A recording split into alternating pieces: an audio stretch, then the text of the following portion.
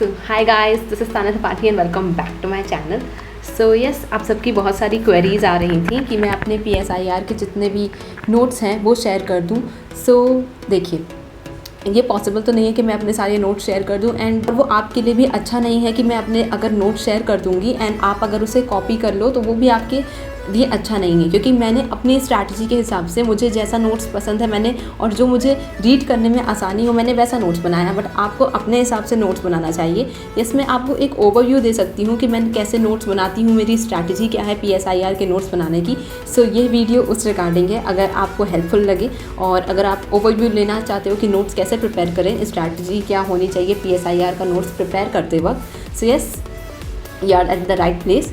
तो शुरू करते हैं। पहले मैं आपको थोड़ा थोड़ा दिखा देती हूँ कि मैं किस तरीके से नोट्स प्रिपेयर करती हूँ। जैसा कि आप सबको पता है, जितने भी लोग मुझे रेगुलर देखते होंगे, कि मैंने PSIR के सेक्शन B का जो नोट्स है वो ऑलमोस्ट क्या, सेक्शन B का तो मैंने पूरा कंप्लीट कर लिया है, एंड पेपर A का मेरा आधा नोट्स कंप्लीट हो गया है एंड आधा नोट्स बचा है। तो यस, मैं आपको सेक्शन B का भी दिखा दूँगी एंड पेपर A के भी मैं कुछ नोट्स आपको दिखा दूँगी। तो चलिए पहले मैं आपको दिखा देती हूँ कि मैं कैसा बनाती हूँ, उसके बाद आपके साथ स्ट्रैटेजी डिस्कस करते हैं।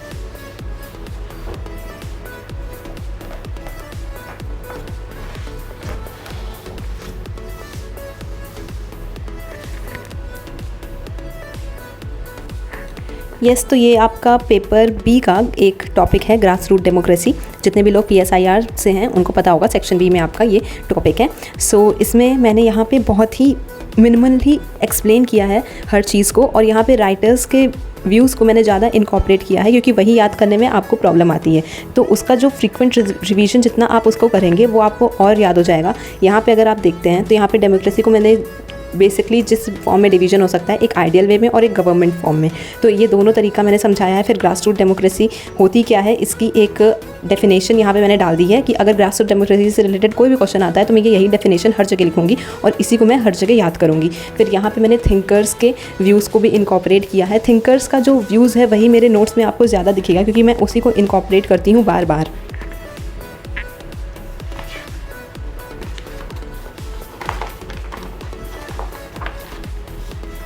फिर इस तरीके से यहाँ पे भी मैंने दोनों पेज का अच्छे से इस्तेमाल करके हर तरीके से मैंने यहाँ पे बनाया है। यहाँ पे फेलियर, अशोक मेहता कमेटी, जितने भी इम्पॉर्टेंट पॉइंट हैं सबके बारे में, जहाँ पे फ्लो चार्ट का इस्तेमाल हो सकता है, हर चीज़ जो भी इनकॉर्पोरेट की जा सकती है वो भी बहुत कम पॉइंट्स में, वो सब मैंने यहाँ पर किया है। ये सब मैंने बुक से, और एक टॉपर हैं PSIR की, उनके नोट्स से कुछ पॉइंट्स लेके ये मैंने नोट्स बनाए हैं। सो यस, मैं ये नहीं कह रही कि आपको इसी तरीके से नोट्स बनाने चाहिए, but this is my kind of making notes. और अगर आपको ये ठीक लगता है तो आप इससे आइडिया लेकर के अपने नोट्स प्रिपेयर कर सकते हैं, बट आप ज़रूरी नहीं है कि इसी वे में बनाएं। आपको नोट्स उसी तरीके से बनाने चाहिए जिससे आपको समझ में आए, जो आपका वे हो लर्निंग का, उसी बेसिस पे आपको बनाने चाहिए। सो यस, यहाँ पे मैंने हर टॉपिक को इंक्लूड करने की कोशिश की है, उसके बारे में थोड़े थोड़े पॉइंट्स डाले हैं। थिंकर्स का, स्कॉलर्स का क्या व्यू था, पॉजिटिव रोल, नेगेटिव रोल, हर चीज़ जो है वो मैंने डाली है। वो भी मिनिमम पॉइंट्स में डाले हैं कि जिससे रिवीजन जो है, क्योंकि ये नोट्स जो है वो रिवीजन के लिए काफ़ी ज़्यादा यूज़फुल है। तो इसका जो मेन पर्पस है वो रिवीजन के लिए ही है। फिर वही है कि कंक्लूजन डाल के आप इन नोट्स को ख़त्म कर सकते हैं।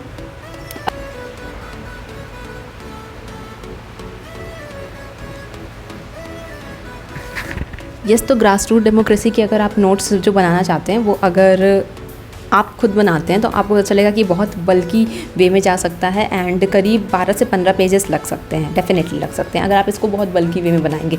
बट अगर आप कंसाइज नोट बनाते हो तो आपके ये करीब 4 पेज हैं, और मैं आगे पीछे आपने देखा कि मैंने दोनों साइड बनाए हैं, तो ये 8 पेज के अंदर आपके नोट्स तैयार हो जाते हैं।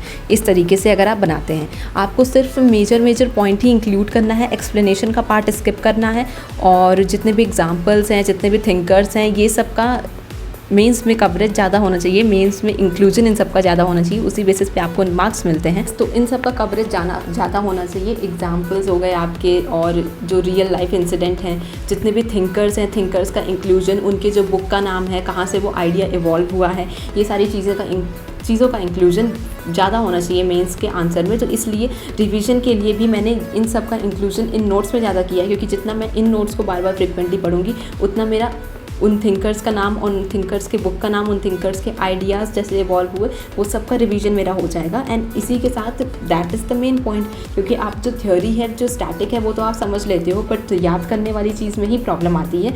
तो ये मेरी वे ऑफ थिंकिंग है, मैं इसलिए इस हिसाब से नोट्स बनाती हूँ। बट किसी को जो स्टैटिक है उसमें भी प्रॉब्लम आती होगी, तो वो स्टैटिक भी इंक्लूड करना चाहते होंगे, तो उस हिसाब से वो लोग नोट्स बनाते हैं। तो ये मेरा तरीका है नोट्स बनाने का। अगर आपको अच्छा लगता है तो आप इस तरीके से बना सकते हैं, नहीं तो आप अपने तरीके से भी बना सकते हैं। आप मेरे नोट्स से कुछ आइडियाज़ लेके अपने तरीके में भी इंक्लूड करके आप मुझसे भी अच्छा नोट्स बना सकते हैं। तो अगर आपको जैसा मन करे आप वैसा बना सकते हैं। मैंने अपने नोट्स का ओवरव्यू दे दिया है यहाँ पे कि मैं इस तरीके से नोट्स बनाती हूँ और यही मेरी स्ट्रैटेजी है। मेरे नोट्स मेकिंग का जो प्रोसेस है वो बहुत कॉम्प्लिकेटेड नहीं है, एक नॉर्मल प्रोसेस है, स्मूथ प्रोसेस है। जैसा कि मैंने बताया, मैं सिर्फ 2 रिसोर्सेज पे ही रिलाई करती हूँ। एक तो जो टॉपर्स के नोट्स थे उस पर रिलाई करती हूँ, एंड साथ ही साथ एक कोचिंग मटेरियल है, उसके जो नोट्स है PSIR के, सिर्फ उसी पे रिलाई करती हूँ। और साथ ही साथ आप करंट इवेंट्स पे जो एग्जाम्पल है वहाँ से आप एग्जाम्पल निकाल सकते हैं। थिंकर्स और बाकी चीज़ों के बारे में तो आपके स्टैटिक पार्ट, मतलब जो भी मटीरियल आप फॉलो कर रहे हैं उस पे होता है। तो ठीक है, बस यही आपको करना है। बाकी आपको कई सारे रिसोर्सेज के पीछे मत भागिए, आपको समझने पे ज़्यादा ध्यान देना है। और वही कि एग्जांपल्स और थिंकर्स ये जो है वो ज़्यादा मेन है। और करंट इवेंट्स में जितने भी टॉपिक चल रहे हैं उसका फ्रीक्वेंट रिवीजन करना ही इंपॉर्टेंट है। तो yeah that's all for today. Hope you find this video informative as well as inspiring. So अगर आपको ये वीडियो कहीं से भी हेल्पफुल लगती हो तो इस वीडियो को लाइक करिएगा, शेयर करिएगा, और अपने और भी एस्पायरेंट्स के साथ आप शेयर कर सकते हैं। उन्हें भी दिखाइए कि आप इस तरीके से नोट्स बना सकते हैं। और अगर आपकी कोई भी क्वेरीज़ हो तो आप कमेंट में बता दीजिएगा, मैं उसके रिगार्डिंग भी वीडियो बना पाऊँगी। और जो क्वेरीज़ मैं वहाँ पे एड्रेस कर सकती हूँ तो मैं कमेंट में ही एड्रेस कर दूँगी। So thanks for watching, bye.